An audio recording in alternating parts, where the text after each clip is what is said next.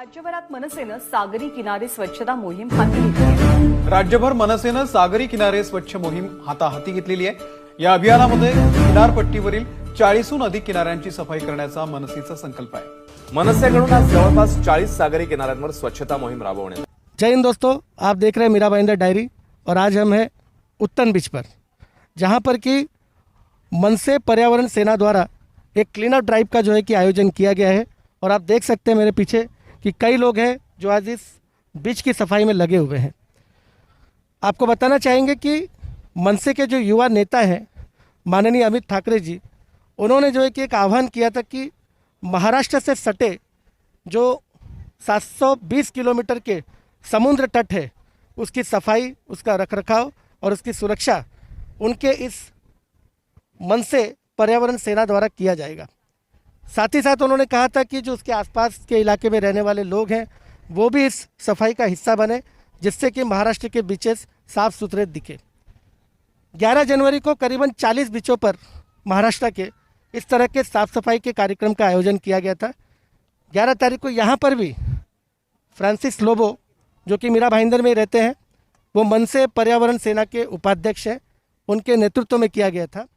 आपल्यासोबत मनसे पर्यावरण सेनाचे अध्यक्ष जय श्रृंगारपूरजी इकडे आहेत, आपण त्यांच्याशी बोलूया। आपलं काय म्हणणं आहे या मोहिमेवर? गेले 5 वर्ष आमची टीम दादर आणि माहीम चौपाटीवर स्वच्छता मोहीम राबवते।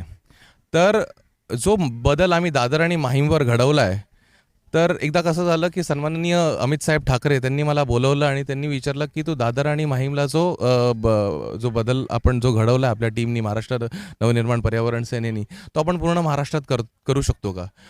तर तिथून ती सुरुवात झाली आणि आम्ही महाराष्ट्रात एक रेकीसारखी केली। तर आम्हाला कळालं की महाराष्ट्राचा जो समुद्र किनारा आहे तो 720 किलोमीटरचा समुद्र किनारा आहे। असा समुद्र किनारा जो आपल्या राज्याला लाभला आहे तो प्रॉब्ली कुठल्या तरी एका मोठ्या देशाला पण लाभला नसेल, तसा समुद्र किनारा आहे। आणि त्यानंतर आम्हाला हे माहिती पडलं की 95च्या वर समुद्र किनारे आहेत आणि अतिशय सुंदर समुद्र किनारे।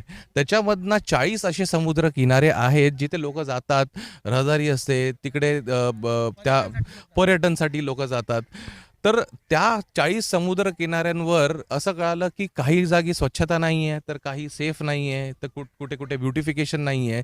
तर त्या अनुसार आम्ही एक असं केलं की फक्त स्वच्छता नाही, तर आपण स्वच्छता, सुरक्षा, ब्युटिफिकेशन आणि अवेअरनेस अशा 4 ॲस्पेक्ट्सवर पुढे काम करणार आहोत। आणि ते पूर्णपणे जे आहे ते सन्माननीय अमित साहेब ठाकरे यांच्या मार्गदर्शनाखाली होणार आहे। तर महिन्यातनं 2 वेळा आम्ही क्लीनअप करणार आहोत आमच्या टीम बरोबर। 40 पैकी हा उत्तनचा बीच पण त्याच्यामध्ये आलाय, 40च्या लिस्टमध्ये। 40 पैकी, कारण की तुम्ही बघाल की उत्तनच्या बीचवर सर्वात जास्त काम करण्याची गरज आहे। तुम्हाला हे सांगू की जेव्हा आम्ही 11 डिसेंबरला स्वच्छता मोहीम राबवलेली पूर्ण महाराष्ट्रभरात, तर इथे 1500 लोकांनी पार्टिसिपेशन केलेलं आणि 27 टन प्लास्टिकचा कचरा इकडनं आम्ही काढलेला। आणि 27 टन आणि त्याचा आमच्याकडे पोचपावती, आमच्याकडे पावती पण आहे, जी इकडच्या महानगरपालिकेने दिलेली पावती पण आहे आमची 27 टनची। आणि ती 27 टनची जी पावती आहे ती आम्ही लिम्का बुक ऑफ रेकॉर्ड्सला पण पाठवली आहे, वर्ल्ड बुक ऑफ रेकॉर्ड्सला पण पाठवली आहे आणि इंटरनॅशनल बुक ऑफ रेकॉर्ड्सला पण पाठवली आहे। तर आता मोस्टली कचरा काढण्याचा पण हा एक रेकॉर्ड होऊ शकतो। ते रेकॉर्ड आहेत, पण हे आपल्यासाठी एक अलार्म पण आहे की आपण बीचेसवर किती घाण करतो, प्लास्टिक टाकतो। अगदी बरोबर, हा अलार्मच आहे की आपण किती बीचवर काय, पण बीच समुद्रामधनं किती प्लास्टिक येत आहे। कारण की काय होतं आहे की आपल्या घरातनं जेव्हा प्लास्टिक बाहेर जातं तेव्हा ते कचरा करतंय ना। तर घरच्या घरी आपण जेव्हा तो ट्रॅप करायला शिकू आणि घरच्या घरी तो कचरा ट्रॅप करून ते आपण रिसायकलिंगला जेव्हा देऊ, ते उत्तर असणार आहे प्लास्टिक पोल्युशनचं। प्लास्टिकमध्ये या प्लास्टिकमुळे जे समुद्रात जीव जंतू असतात त्यांना पण नुकसान होऊ शकतं ना। नक्कीच, आपल्याला जे पचत नाही तर आपण काय करतोय, बाहेर फेकतो ना, उलटी करतो ना। बरोबर, समुद्राला प्लास्टिक पचत नाही म्हणून बाहेर फेकतं, बाकी काय बाहेर फेकतं का? नाही, फक्त प्लास्टिक बाहेर फेकतं येते, कारण की त्या समुद्राला पण पचत नाही आहे। समुद्रामध्ये जीव आहे आणि समुद्रामध्ये पण जीव आहे। कळतंय तुम्हाला मी काय बोलतोय? असं आहे। सुंदर संपन्न की महा, सुंदर संपन्न की महा, प्रिय आमचा एक महाराष्ट्र देश हा प्रिय आमचा एक महाराष्ट्र देश हा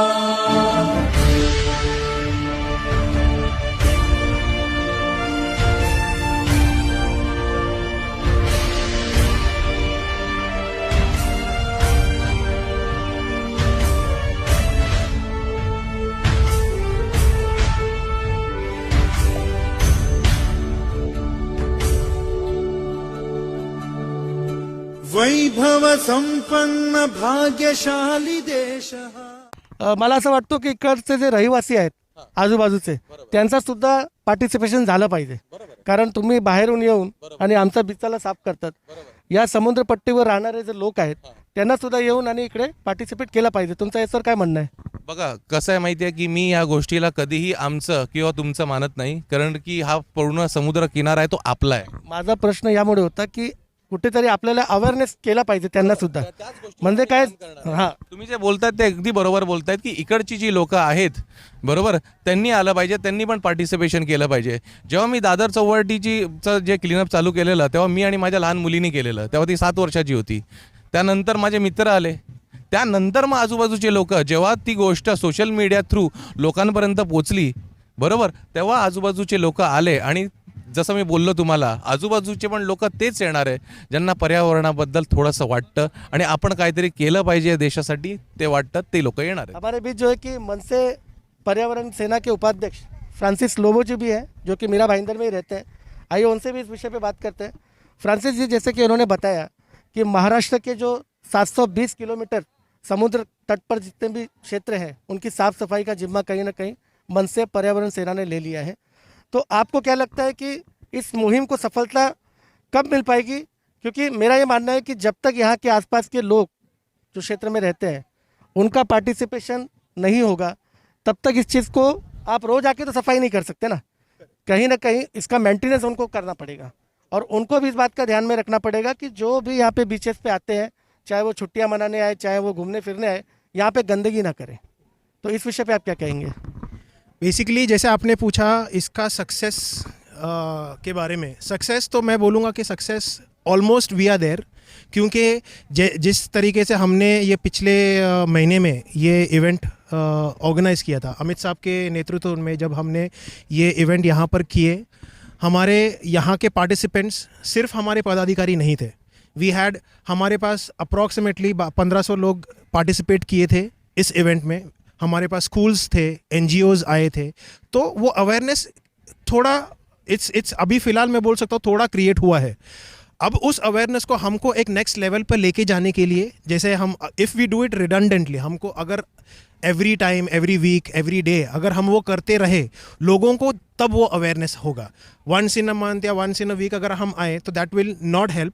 तो इसीलिए हमारी यही कोशिश है कि जितना हो सके हम लोगों तक भी पहुँचे, plus at the same time सिर्फ लोगों तक नहीं पहुँचे पर हम पर्यावरण को जो कंट्रीब्यूट कर सके विथ क्लीनलीनेस वो भी करें. तो हम दोनों चीज़ें हैंड इन हैंड कर रहे हैं. लोगों तक भी पहुंचना, उनको इन्फॉर्मेशन देना क्यों ये इम्पॉर्टेंट है, क्या इसका बेनिफिट्स है if we are taking care of our environment. एक चीज़ और मैं ऐड करना चाहूँगा. बहुत अच्छा मुहिम है, इसके लिए कोई मतलब हमको डाउट ही नहीं है. क्या आप लोग ये नहीं कर सकते कि जो आसपास के रहने वाले लोग हैं उनको आप लोग जाके मिलो, उनसे मीटिंग्स करो, उनको भी इसके बारे में थोड़ा समझाओ, साथ ही साथ बोलो कि ठीक है सफाई तो हम कर रहे हैं लेकिन ये फिर से गंदा ना हो, इसका आप लोग ध्यान रखो. ये तो किया जा सकता है. इस बारे में कि हमने जो बीच कमेटियाँ बनाई हैं वहाँ पे बीच पे जो रहते हैं, बीच के आसपास जो रहते हैं उन्हीं को चुना गया है उस कमिटी में, ताकि वो ध्यान रख सकें. तेच तिकडे राहणार आहेत, तेच बघणार आहेत.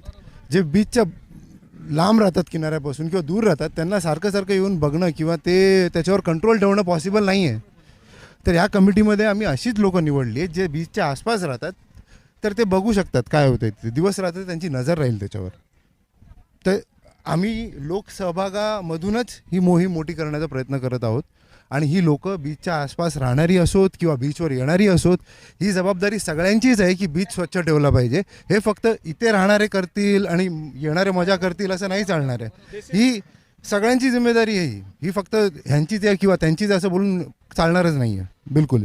माझं असं म्हणणं आहे की हे तर एक सांकेतिक आहे, म्हणजे आपण साफसफाई केली पाहिजे, पण याला चांगलेपणे म्हणजे असंच परमनंट राहिला पाहिजे. त्याच्यासाठी आपल्याला काहीतरी एक उपक्रम केला पाहिजे. बघा, कसं आहे माहिती आहे का, जसं मी आधी बोललो की हे काम कोणाचं आहे? हे काम आहे सरकारचं, बरोबर, किंवा सरकार ज्या एजन्सीला निवडते त्याचं, बरोबर. तर ते जर करत नसतील, ओके, तर त्यांच्याकडनं कसं करून घ्यायचं आहे, बरोबर, हे पण त्या कमिटीचं काम असणार आहे, बरोबर.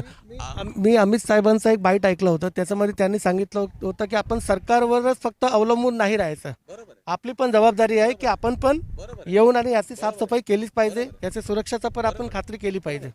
बरोबर आहे. म्हणूनच आज तुम्ही बोललात की फक्त सरकारवर अवलंबून नाही आहेत, ही अशी लोक आहेत जी सरकारवर अवलंबून नाही आहेत, पण त्यांना वाटलंय म्हणून ते इथे आले आहेत, बरोबर. पण हे काम कोणाचं आहे? सरकारचं आहे. तर आम्ही पण करू, तुम्ही पण करा, एकत्र मिळून करूया आणि मगच हा बदल घडणार आहे, बरोबर. आपण बघू शकता किती घाण आहे इकडे. आपण मीरा भाईंदर प्रशासनाकडे जाऊन याची मागणी करणार का की याची साफसफाई बरोबर केली पाहिजे? हो, नक्कीच. तेच चालू आहे. आपण मीरा भाईंदर सरकार कुठला पत्रव्यवहार झालाय का तुमच्याकडून? ऑलरेडी झालं आहे. जेव्हा आपण हे मोहीम केलेली त्याच्या अगोदर पण आपण हे कंप्लेंट्स पण केलेत. एक्झॅक्टली कोणाचं काय रिस्पॉन्सिबिलिटीज आहे त्याच्यावर आपण त्यांच्याशी डिस्कशन केलेत. जे कमिटीज सर बोललेत त्याच्या कमिटी फॉर्म करण्याचं कारण पण तोच होता. कारण जे लोकल आहेत, जे इकडे राहतात, त्यांना माहीत आहे व्हॉट इज द सोर्स कुठून आहे. तर ते आपण त्यांना जेव्हा आपण प्रशासनाला दाखवलं की हे सोर्सला आपल्याला बंद करावं लागेल, तरच आपण हे जे पण होतं बीचवर घाण होतं त्याला आपण स्टॉप करू शकतो. आय कॅनॉट से स्टॉप, पण आपण कमी करू शकतो. कारण स्टॉप ते एक इट्स अन हायपोथेटिकल, पण आपण कमी तर डेफिनेटली करू शकतो. येथे मनसे पर्यावरण सेना के अध्यक्ष, उपाध्यक्ष और सर चिटनीस जी जिन्होंने अपनी राय इस पर रखी. दोस्तों, हम ये कहना चाहेंगे कि समुद्र पे जो गंदगी दिखाई दे रही है ना, ये कहीं ना कहीं हम लोगों की वजह से है. हम यहाँ पे पिकनिक मनाने आते हैं, घूमने आते हैं, अच्छे पल बिताने आते हैं, तो हमें इस बात का ध्यान रखना चाहिए कि हम यहाँ पे गंदगी ना करें, कोई प्लास्टिक की चीज़ें ना डालें, क्योंकि समुद्र कोई चीज़ अपने पास नहीं रखता, वो सारी चीज़ें बाहर दे देता है. इसलिए इस कार्यक्रम के माध्यम से मैं आह्वान करूंगा, रिक्वेस्ट करूंगा आप लोगों से कि जब भी बीच पर आए साफ़ सफाई का ध्यान रखें. इसी तरह से फिर किसी ज्वलंत विषय को लेके आपसे रूबरू होंगे. तब तक के लिए स्वस्थ रहे, सुरक्षित रहे. जय हिंद, जय महाराष्ट्र.